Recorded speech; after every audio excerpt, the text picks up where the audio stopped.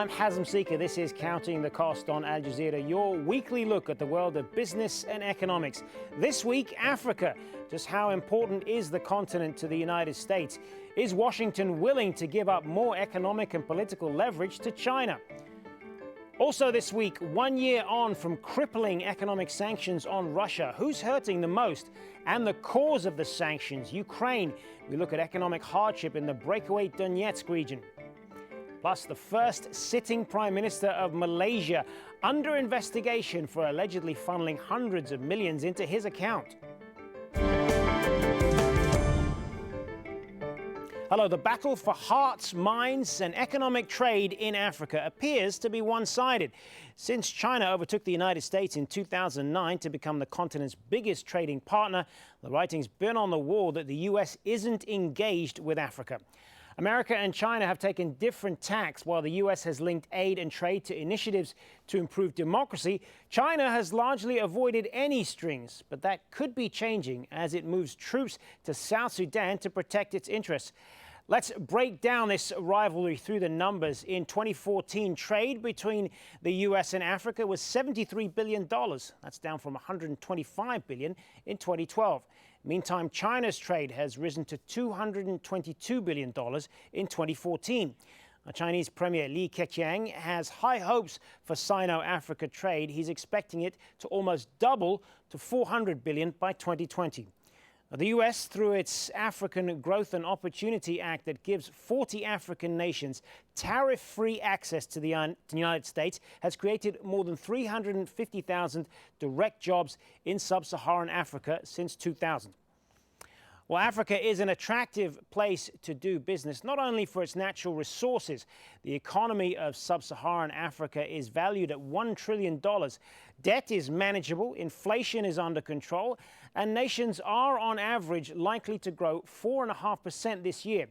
Andrew Simmons in Nairobi takes a look at the US-Africa trade relationship.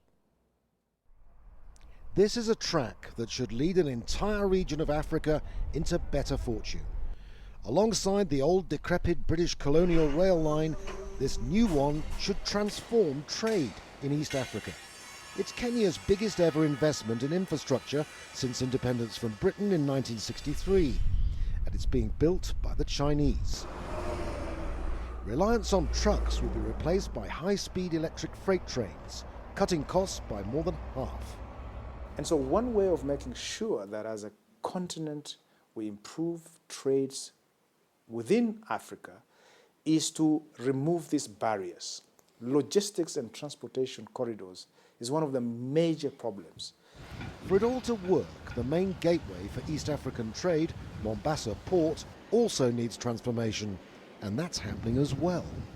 This vast Indian Ocean port has always had big potential, but not the investment. Now that's all changing. It isn't just good news for Kenya, but also landlocked economies such as Uganda, Burundi, Eastern Congo, Southern Sudan. They're all set to benefit. Right now, more than 1 million containers a year pass through this terminal that's been expanded by Chinese contractors 2 years ago in a deal costing nearly $67 million. But once this swathe of land that's been reclaimed from the ocean is turned into a second terminal by Japanese contractors, another 1.5 million containers a year can be handled. That's more than double Mombasa Port's present capacity. And alongside it, a Chinese company will reclaim more land from the sea to build a rail terminal. So what does this all mean for manufacturing industry?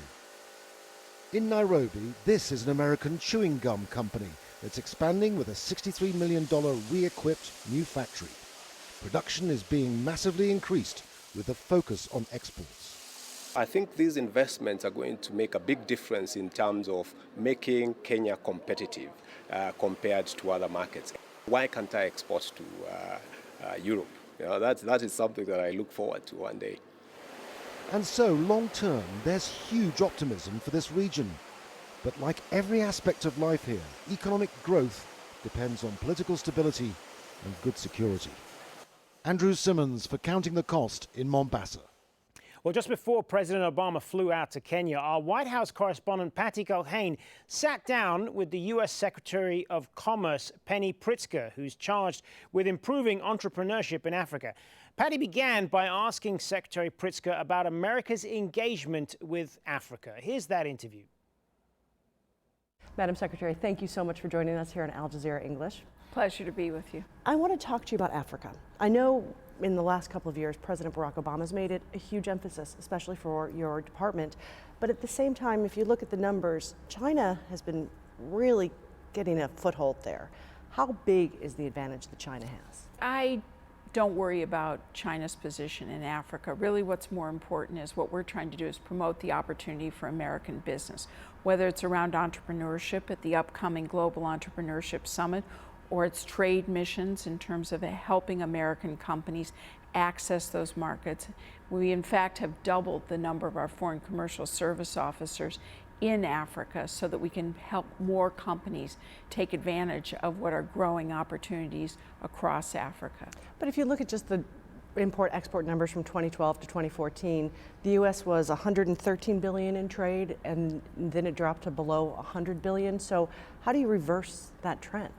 It requires more attention, it requires more effort, which is what we're doing. It's why the President did the Doing Business in Africa Summit last year, at which we organized, but it's also why we have a Doing Business in Africa Council that's advising us on policy. It's why we're leading more trade missions. It's why we've amped up our efforts, because there's a real market opportunity there. I think 6 of the 10 fastest growing economies in the world are in Africa, and American businesses want to be there. But they need help in navigating the variety of rules in the different countries. And so that's part of our job. Security, I would imagine, is one of the biggest concerns when it comes to American companies. What do you say to them as the liaison to the business community? What is the U.S. doing to try and help security in the continent? Well, we work with different countries on their security profile. That's obviously, the purview of other departments beside the Department of Commerce. What we're doing is our foreign commercial service officers are helping companies understand how their products are competitive in those markets, and then how to navigate through the different rules and regulations in different markets so that our companies can take advantage of the opportunity that exists in Africa. In terms of security, most of our companies are used to dealing with that situation because they've dealt in other countries around the world, but we work with them. American companies, are they aware of this huge growing middle class that's literally just growing daily in Africa? What kind of trade do you see, both imports and exports? Well, I don't have the specific figures, but what I can tell you is more and more companies are aware of the opportunity and are looking to find a path into those markets. And that's where we come in to really help them. Last question for you. I do want to talk about this summit that you're going to. What is the biggest obstacle on the continent when it comes to entrepreneurship?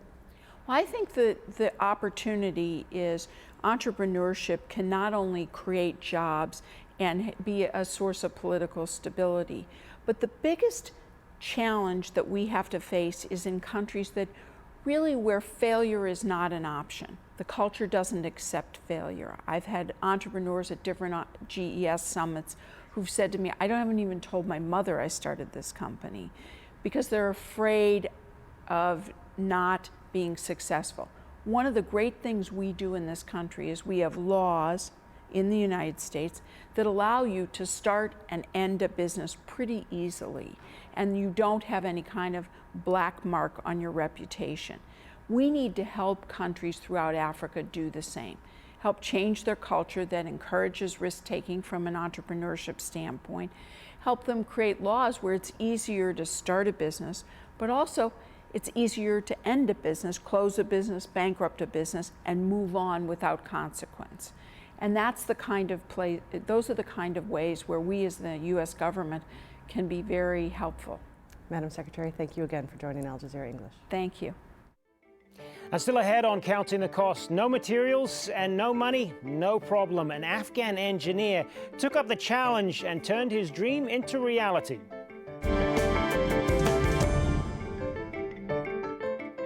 Well, it's a year since the European Union and the US expanded economic sanctions on Russia.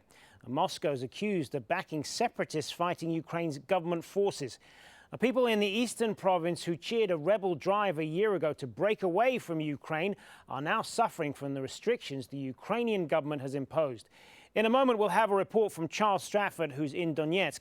But first, Emma Hayward reports from Moscow, where ordinary Russians are bearing the brunt of sanctions. The shelves are full, but Polish apples have been replaced by Chilean ones. There are no French cheeses, nor will you find any meat or dairy products from the US, Canada or Australia. And Elena told us it's costing her more to feed her family than it used to. The prices have gone up, and I think many people like me find any deals helpful. All categories of food have gone up.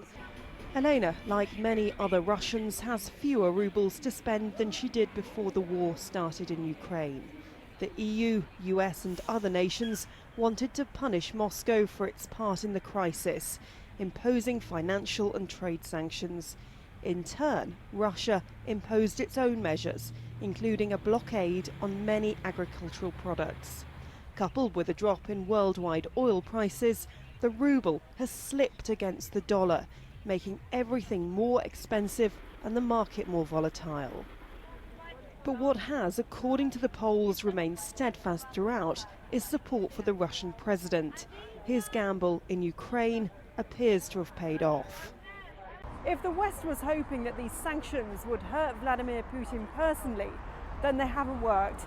His popularity ratings are sky high, bolstered by the crisis in Ukraine. But with a growing sense of isolation, old fears have come to the surface and different relationships are being worked on. Russia actually, as I said, is a European-minded country, and we actually felt part of the Western community in general terms. Now we feel alienated. We feel that we've been subject to sort of a new kind of a crusade, and that definitely backs up the policy, what has been called the pivot to Asia. No one knows how long the effects of the sanctions will last, or what the ultimate price will be. The line of cars often stretches for kilometres down this road. The Ukrainian authorities have tightened a blockade around the self-declared Donetsk People's Republic. Crossing into Ukrainian-controlled territory can take hours these days.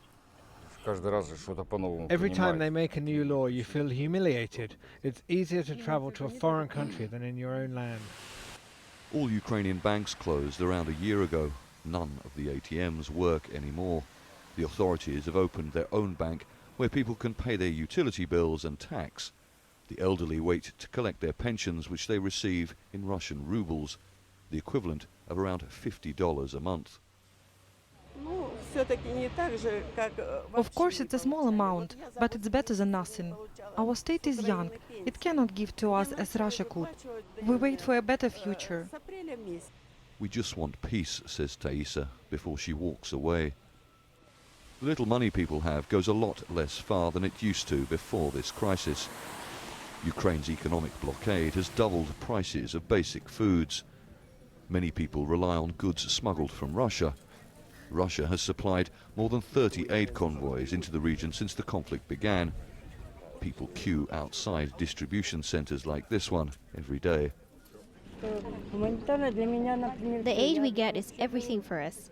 I live alone. I couldn't survive without it. Businesses are having to close down too.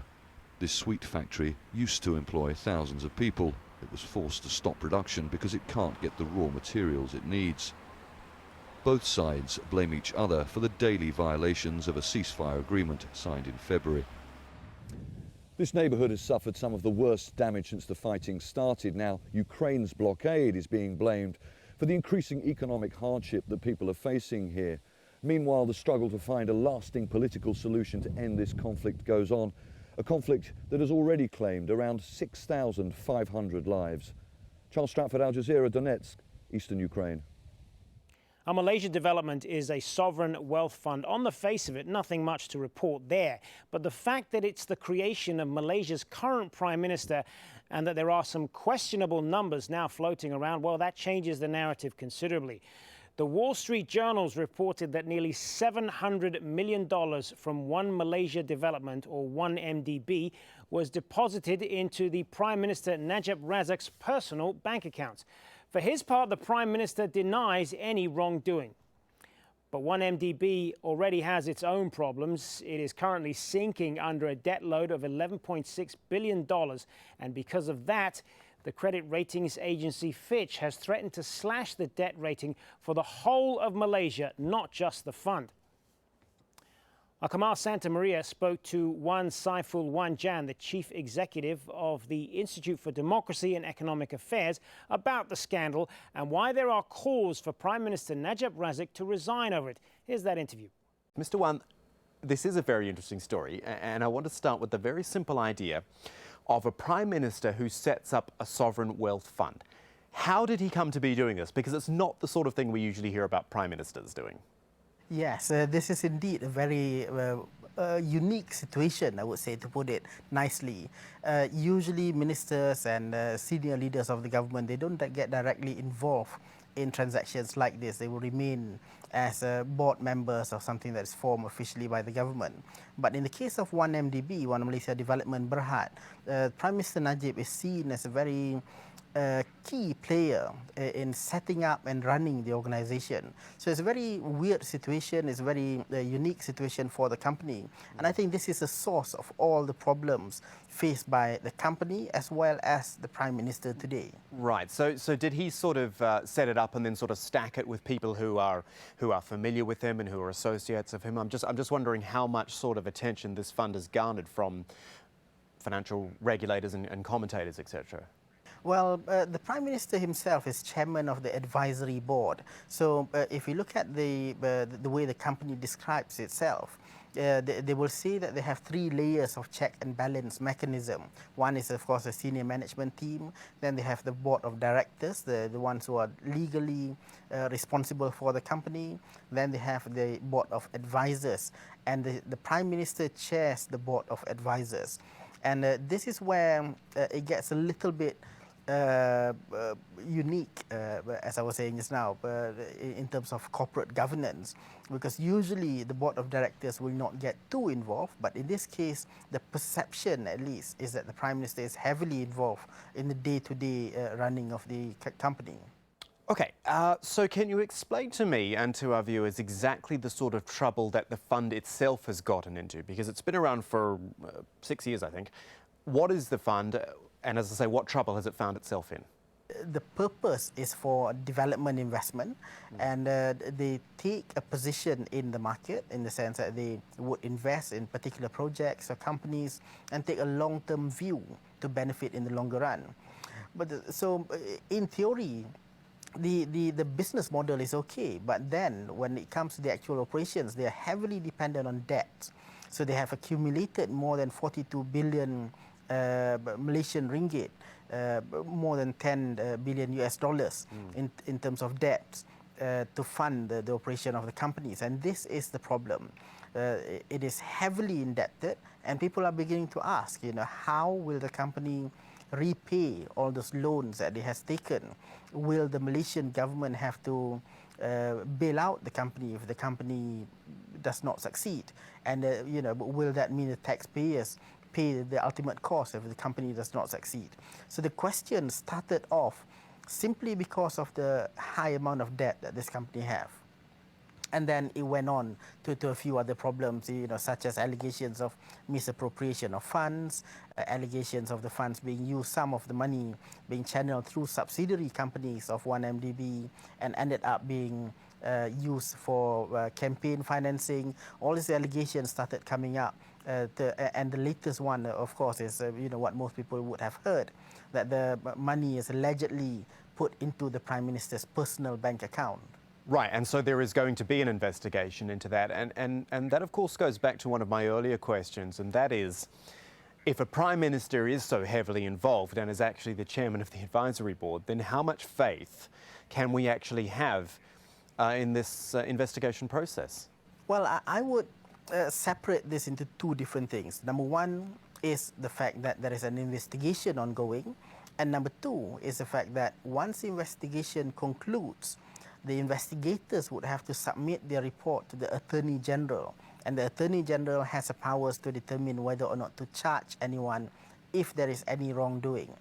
The investigation itself is being run by a task force consisting of 4 people: the Inspector General of Police, or the Chief Police Officer of Malaysia, the Governor of Malaysian Central Bank, the Chief Commissioner of the Malaysian Anti-Corruption Commission, as well as the Attorney General. The investigation team, the task force, I think, is quite a good one. Of course, there are people trying to raise doubts about the credibility of this team, but generally speaking, I think they are credible individuals and they are a credible team. The problem, however, is after the conclusion of this investigation, because ultimately, in reality, all 4 of them report to the Prime Minister. But ultimately, the report will be submitted to, the findings will be submitted to the Attorney General, and he is a political appointee, appointed by the Prime Minister to advise the Cabinet and the government on legal issues. He will have the powers, the complete discretion to decide whether or not to charge or to dismiss the allegation. And I think that will only raise even more questions in the future.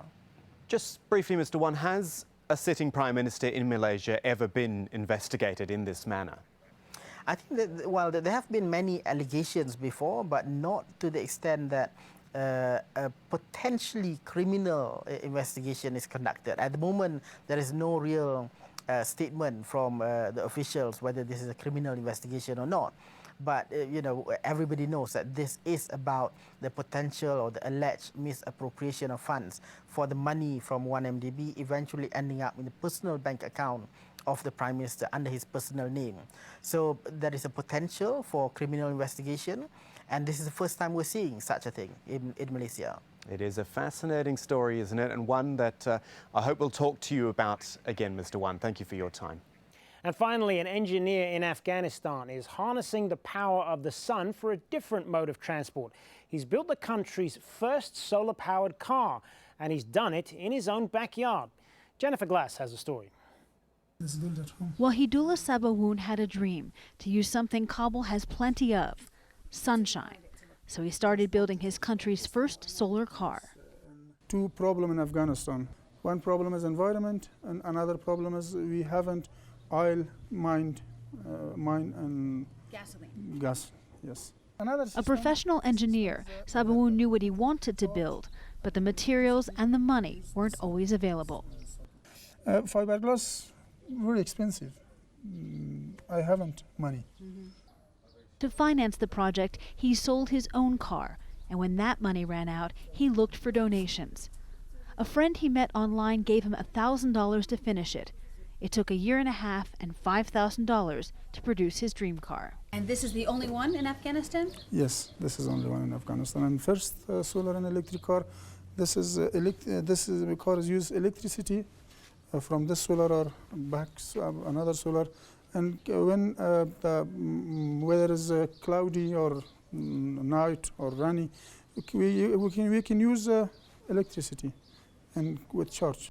Sabawoon used what parts he could find at the local market, like motorcycle wheels, and he welded the car together as best he could. This is certainly a very basic model. There's no room for storage, no airbags, and not a lot of maneuverability. It's not the ideal car for Kabul traffic. Driving in Kabul is chaotic and aggressive. Cars challenge each other to get ahead. Sabawoon only takes his car on the road on weekends, armed with the phone number of the head of the traffic police in case he's stopped. Summer driving has brought a new problem. The brake fluid gets too hot, and he has his first accident.